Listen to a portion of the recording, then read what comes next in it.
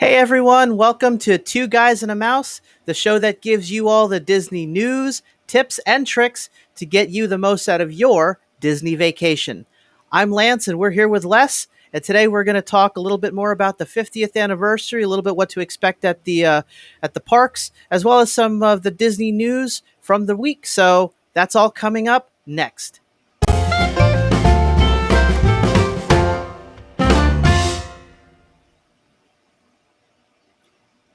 Hey guys, welcome back to the channel. So we got a couple of things that we wanted to cover today. So we're going to start it out with Les. We're going to talk a little bit about the 50th anniversary, what to expect in the parks. And Les, take it away, man. All right, so we're going to open up with Epcot, right? So we talked about Magic Kingdom and what's been going on for the 50th anniversary in episode 1, talking about the 50th anniversary celebration. So we're going to go with the other 3 parks today, and I'm going to open that up with Epcot. So Epcot opened in October of '82, so it's coming up on another anniversary year next year. Probably one of my favorite parks, if not my favorite. So just a little history. You know, when it originally opened, it was actually called the Epcot Center, just simply known as Epcot right now. And some of the things that Disney has in store for us for the 50th anniversary are Harmonious, which is in the World Showcase Lagoon. It's comprised of a massive floating set of these big metal pieces that house a variety of show effects, including custom-built LED panels, choreographed moving fountains, colorful lasers, lights, pyrotechnics, and more. I actually saw them working through this and doing testing, getting it ready back when I was visiting Epcot in April. It is quite a sight to see. Some of the people that are Epcot fans are not really crazy about the way that it looks, but I'm looking forward to seeing what the show looks like when I visit in a few weeks. So that's just one of the things that we can expect.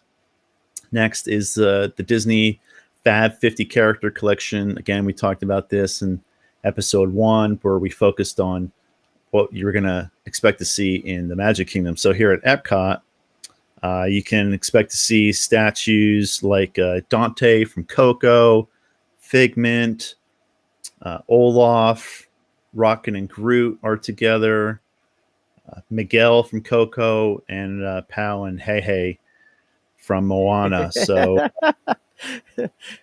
yeah, yeah. Hey's one of my favorite like side characters, just because he's just crazy funny. So I think Hey is hilarious in the movie, and every time that we watch it, it cracks me up. So yeah. Next, and this is one of the things that I'm really looking forward to, is Remy's Ratatouille adventure. So there have been lots of reports of people that have been able to ride it. So it is open. There was a media day, and I think that was a week or 2 ago. Yeah, and I also think that they were doing exclusive pass holder, annual pass holder previews on certain days or something like that. Yeah, so. And DVC members. So AP holders and DVC members were actually allowed to preview the ride before it opens to the general public. So it would have been fantastic for either of us to have been down there and actually be able to take advantage of that. But I guess we just have to wait our turn. So I'll definitely be checking that out. And similar to what Rise of the Resistance was doing at Hollywood Studios, this ride, when it opens on October 1st, is going to use a virtual queue.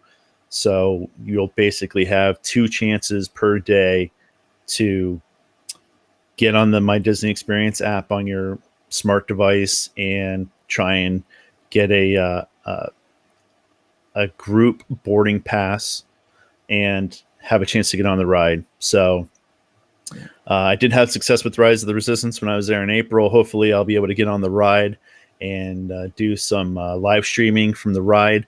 I have seen videos that other fans and media outlets have posted online, and it looks fantastic. So I'm really looking forward to it. It's a trackless car ride for anybody who's been there, it's similar to Rise of the Resistance and Mickey and Minnie's Runaway Railroad. So the cars are not on tracks; they're pre-programmed and they follow a designated path throughout the ride, but they basically move on their own, and all the cars are not Mhm. connected to each other. So it's totally different technology than anything Disney has done in the past. So again, really looking forward to that. And then last is Beacons of Magic. So we talked about that in episode 1 for Magic Kingdom, where Cinderella's castle will basically be lit up, and special lighting and all kinds of special effects that they'll project onto the castle. But here at Epcot, basically what it is it's new lights uh, and effects that will shine across the reflective panels of Spaceship Earth. So the big sphere, if you don't know what Spaceship Earth is, it's a big sphere at the beginning of at the front of the park. Um, and then with the projections and the panels, it's going to look like it connects to one another, and then it's going to resemble stars in the nighttime sky. So I've seen some previews of this. They've been doing some testing after hours once all the guests are gone, but some of the other Disney media outlets have been reporting, showing pictures and videos of what it's going to look like and what we have to expect. So I will turn it over to Lance. Okay, so guys, we are moving on to Hollywood Studios next. By the way, before I get into it, I just wanted to put it out there for everybody. You know, if you guys have a question or a comment or anything like that, feel free to put it in the chat window. Mind you, there is a 15-second delay from the time you hit enter to the time we see it, but we'll do our best to try to, answer all of your chat questions and comments and all of that. But so moving on to Hollywood Studios. Hollywood Studios is one of my favorite parks because of all the Star Wars stuff that they have in it. But that is going to have the 50 Disney Fab 50th collection, and their characters are Edna Mode and Joe Gardner from Soul. I don't know if any of you guys have seen it, but that's a kind of a cool movie. Woody and Bo Peep will be together in gold, and R2D2 as well as BB-8 and Flounder and Sebastian together, as well as Frozone from The Incredibles. So for the Beacons of Magic at MGM, no, lies. Gosh, why do I say MGM? Because, you know why? Because I'm so old. Believe it or not, Hollywood Studios used to be called Disney's MGM Studios, as it was a partnership between Disney and MGM. And it was renamed Hollywood Studios in 2008. So, but anyway, the Tower of Terror will be getting an overlay, and it's going to have some new touches on it for the Hollywood Tower Hotel. If anyone's familiar with, the Hollywood Tower Hotel or the ride, it's missing a piece of it. So I'm going to guess that they're going to have some projection overlays of that. So moving on to Animal Kingdom, which is the newest park at the Disney World Resort in Florida. The park, which opened in 1998, will have something called Disney Kite Tales, and it's a brand new daytime kite show that will be presented at the Discovery River Amphitheater. So if you look into the sky, you're going to see some kite performances featuring Disney character-themed kites, as well as some of your beloved Disney songs. The performers will fly wind catchers and kites of all shapes and sizes above the Disney River Amphitheater. And their Fab 50 character collection is going to consist of Dory and Nemo, Simba, Timon and Pumbaa from The Lion King, as well as Bambi and Thumper. And then, so their Beacons of Magic overlay show will be the Tree of Life, and you'll have some fireflies and projections on the Tree of Life over at Animal Kingdom. So, yeah. I'm looking forward to all of Looking it. at, yeah, oh yeah, for sure. So there's lots of good stuff coming up at the 50th anniversary, and again, all of that's going to start October 1st, and Guys, make sure you're subscribed to the channel and have notifications turned on so that whenever A, we release new content, and B, when we live stream, because you'll get notified for that. And I believe, Les, you're going to live stream while you're down at the parks on vacation, correct? That's correct. So I'll be down in a few weeks, and I'll be visiting every single park, some of them more than once. Epcot possibly every day, because I love Epcot. And I'm really looking forward to Food and Wine Festival there. But definitely, I will be live streaming from each of the parks, and I will be trying to bring you whatever is related to the 50th anniversary. I will try and bring you updates, pictures, and more on everything, merchandise that I come across when I'm there, food, especially at the Food and Wine Festival. If I get into Ratatouille's ride, and I will definitely live stream from that. So I'll do my best and try not to bombard our viewers and our fans with too much data, but I will be trying to take advantage of every minute that I'm in the parks to bring you the most up-to-date possible update that Lance and or I can give you. So it's no better way to do that from the parks themselves. So Outstanding. really And I looking will be forward to it. jealous. I will be jealous the whole time you're down there, because I wish I was down there. So, yeah. But moving on to some Disney news that happened this week. Les, you want to tell us about Rise of the Resistance? Yeah, so I was talking about Rise of the Resistance earlier, and basically what's going on is Disney made the decision to do away with the virtual queue. So no longer do you have to be up at the crack of dawn and try and get onto the ride in the virtual queue at I think it was 7 or 7:30, and then again at 1 or 1:30. Yeah, it was 7 and 1, I believe, for Rise of the Resistance, and it's probably going to be the same for Ratatouille. Although there was prior to them killing the virtual queue, they did make it easier for you to get a spot, a boarding party, if you will, where they made a change. You know how prior, like the last time I was there, you had to go into the virtual queue, select your party, and then go in and then try to snag a spot. And by then it was too late. It was mere seconds, and all of the spots were gone. So Disney, they made a change to the boarding process. Now you can actually go in ahead of time and pre-select your boarding party, and then you're all set up, and you can save that pre-selected boarding party. If you know who wants to ride the ride, you could pre-select that and save it. So, Les, I don't know who's all part of your planning group, but you can go in for Ratatouille's Remy's Ratatouille Adventure. You can actually go in ahead of time, pre-select your boarding party, so that you have a better chance of snagging that boarding pass. Right. I did see that, and I hope that they do that for Ratatouille. That would make the most sense. But yeah, in regards to Rise of the Resistance, don't have to worry about it anymore because there is no more virtual queue. So it's basically you can walk up in the standby line and get in line right now. And for the reports that we're seeing online is that the line, because it's probably the most popular ride in the whole park, that I just saw a post from another Facebook user a few days ago that said basically within the first 15 minutes of the park opening that the line was already at 3 hours and change. It was like 3 hours and 20 minutes or 3 hours and 40 minutes. 15 minutes after the park opened. I'm looking right now on my MDE app to try to see if I can figure out what the wait time is for Rise of the Resistance currently. So give me a second here if I can find it. Wait times. Zoom out.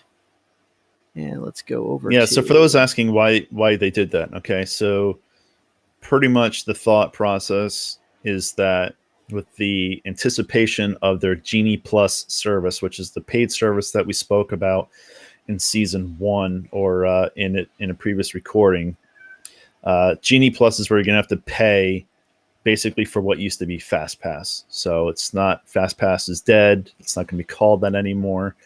And they're going to roll it out called Genie Plus. So you're basically going to pay $15 per person per day if you choose to. You don't have to, and that's going to Right. give you rights to certain rides. Now, some rides are not going to be included in that base $15 pricing. You're going to have to pay even more.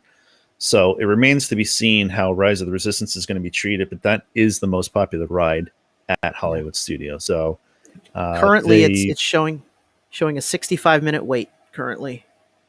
wow, that's That's not actually not horrible. bad. Yeah, I was going to say that's That's not for a horrible for. Sunday.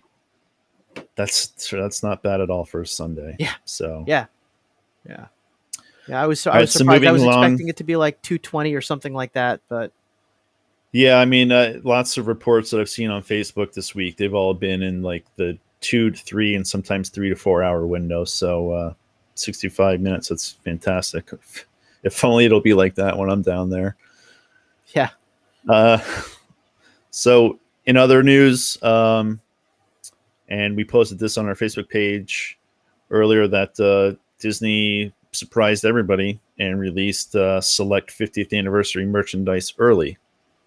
Pretty much everyone was expecting it to come out on the 1st, but Right. it dropped early and it looked like it was chaos from all of the reports that I saw on Facebook and different other Disney bloggers and such. So once word spread that they dropped the merchandise, people were swarming to both Magic Kingdom Park and to Disney Springs, like the World of Disney store there, which is the huge Disney store at Disney Springs. So, from what I saw, the cast members were doing their best to restock merchandise as fast as they could, but it looked like it was pretty crazy. So, and then we had another person.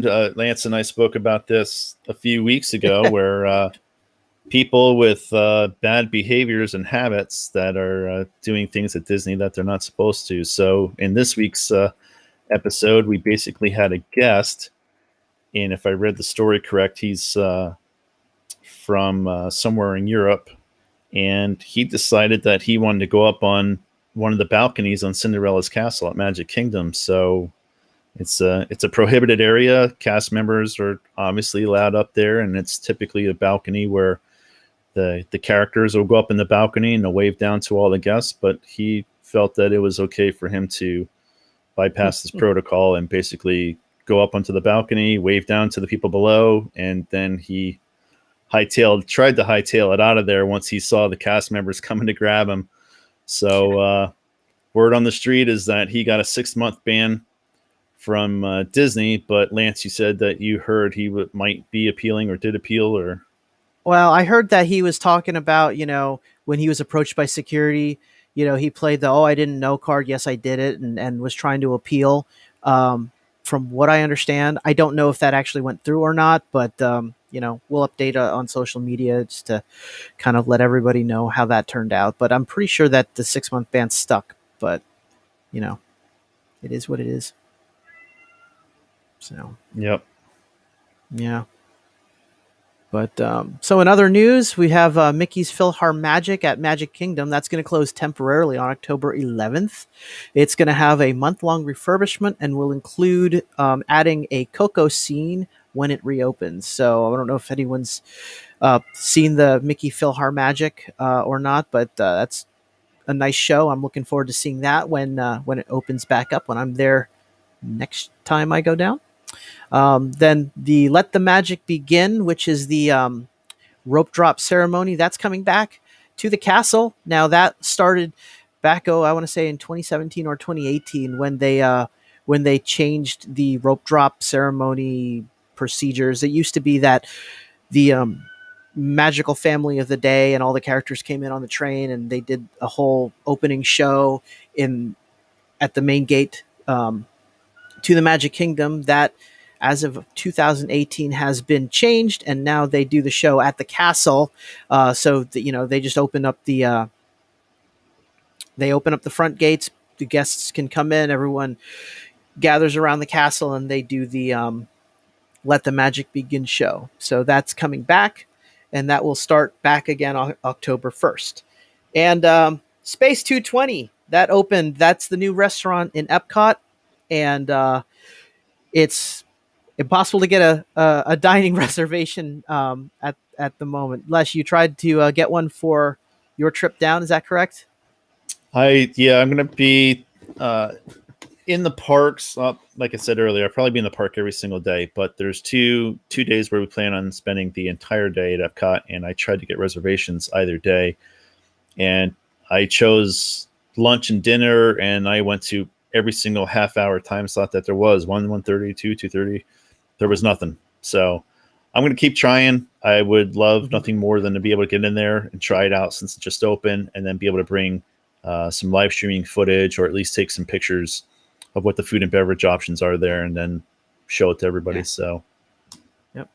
So one of our viewers just chatted us and asked, "Why would you risk being banned from Disney for life?" I guess that's pertaining to the guest who climbed Cinderella's castle. So a little bit of backstory. When I first read the article about it, I was under the impression, because it was a bit ambiguous, the way the article presented. I was under the impression that the guest had climbed the outside of the castle to get to the balcony.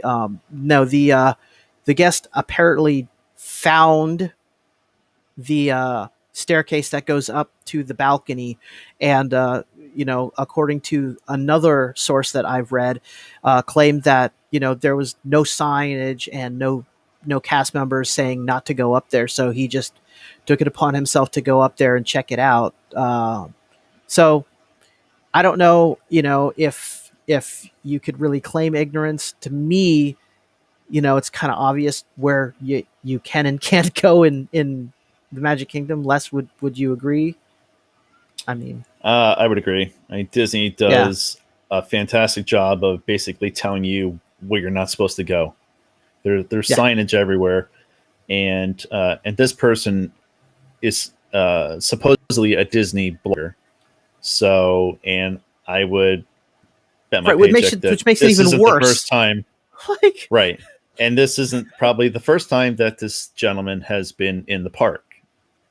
I don't know. I'm making a guess here. I'm making an assumption, but you basically know where you shouldn't go and where you can go. So, right. He should know better. I agree. So, yeah. But anyway, moving on. More Disney news. Less. Yeah. So for going to switch back to Magic Kingdom, and basically for those fans of the Main Street Confectionery, it's been closed for quite a while for a big refurbishment. It's finally getting ready to reopen this week, I believe. So another one that I'll go in and take some pictures, and we'll post it up on Facebook and Instagram. And really looking forward to what they've done with it so far. On the resort front, it was announced that. Let me take a step back. Disney's done their best to reopen the different resorts and different restaurants ever since the pandemic hit, right? So when the parks and the resorts closed to everybody, and then they reopened, not everything reopened 100% across the board. So when the parks reopened last year, not all of the restaurants reopened, not all of the resorts opened. They've actually been taking their time with some of these resorts, either because of staffing issues or lack of interest from guests who wanted to book, or sometimes they took opportunities to do refurbishments that maybe they didn't have time to do before while guests were there. So at the All-Star complex, they've reopened the All-Star Music and the All-Star Movies Resort, but the All-Star Sports Resort, which was supposed to be reopening shortly, they have now said it will remain closed indefinitely. I haven't been able to find definitive reasons for that. When we do, we can post that, but that was announced this week that is not reopening. And then they've modified how, this was another one I just saw today, so this was recent news for me, that you have to make park reservations. Lance and I have talked about this many times in our previous recordings, that when you want to go to the park, it's not like it used to be where you just show it up and you say, I have a ticket, here I am, let me in. You have to have a park reservation now, along with a valid ticket. But if you wanted to change parks, or if you had an upcoming day that you're going to be in the park and you change your mind, you're like, you know what, today I don't want to go to Epcot. I want to go to Hollywood Studios or Magic Kingdom instead. What you had to do is you had to go in through the website or the app and basically cancel that reservation for that day. Well, once you canceled it, there was no way to go back and say, oh, I changed my mind. If you went to go pick another park and now, bad luck to you, all the reservations filled up in that split second that you just canceled your reservation, then it was like tough luck. You just lost your Right. park reservation and now you have none. So what they've done is in that wizard or in that process of saying, I want to go to a different park, there's now a modify option where you can say, I want to modify my reservation. It says, okay, you were supposed to be at Epcot today. What other park do you want to go to? You say, I want to go to Hollywood Studios as an example. As long as there's reservations available, it will allow you to complete that transaction. At the end, it'll say, congratulations or yay for you, whatever it says. Your reservation has now been changed from Magic Kingdom to Hollywood Studios. So from what I've read, it's not that option isn't available every day. There's no clarification on why that option would be available every day, and maybe it has something to do with park reservation availability. I don't know. Another one of those items, as we find out information, we'll post updates on Facebook. But good to know that they're listening to their guests. They're listening to the complaints. They are making some changes on the fly to make things better and easier for us as guests and fans. So kudos to Disney for doing that. Very cool. Very cool. So, in other Disney news, I don't know if any of our viewers are old enough to remember, but a long time ago, back in the old days, Disney used to air the Magical World of Disney or the Wonderful World of Disney Friday nights at 8 p.m. And that is where they used to put on either a Disney movie or a Disney documentary or something like that. And then during the Eisner era, they would do all sorts of Disney specials. I believe the Tower of Terror movie came on during that time slot and stuff like that. But so coming up October 1st on ABC, there's going to be a 2-hour broadcast called The Most Magical Story on Earth. And that again will air on ABC. Check your local listings for the channel time or for the channel, and that will be Friday, October 1st at 8 p.m. Dessert parties are back at Magic Kingdom.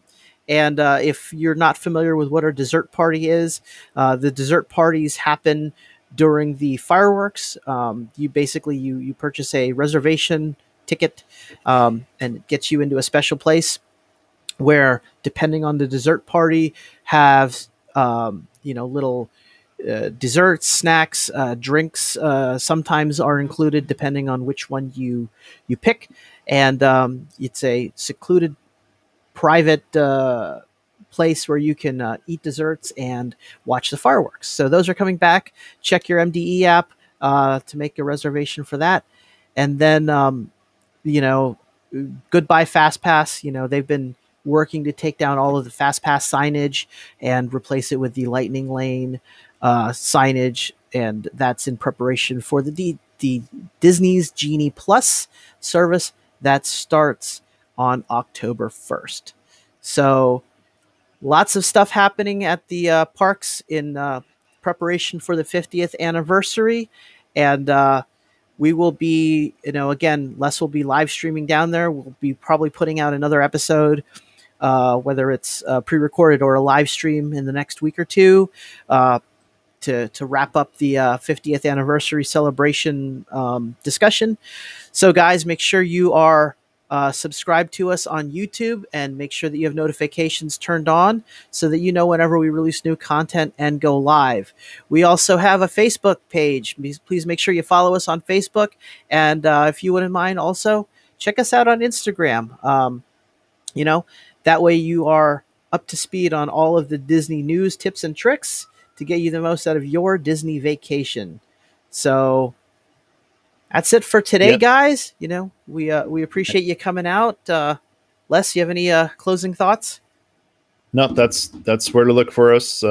when I'm down in the parks, Facebook and Instagram is going to be where it's at. So I'll be doing my live streams on Facebook and posting tons of pictures to Facebook and Instagram as well. So please follow along. Recommend us to your fellow Disney friends and family. We'd love to grow the channel, grow our following, and bring you all the content that we possibly can. Awesome. All right, guys. Well, thanks for joining us this week. Again, I'm Lance. We're here with Les, and we'll see you guys next time. Thanks for watching. See you, everybody.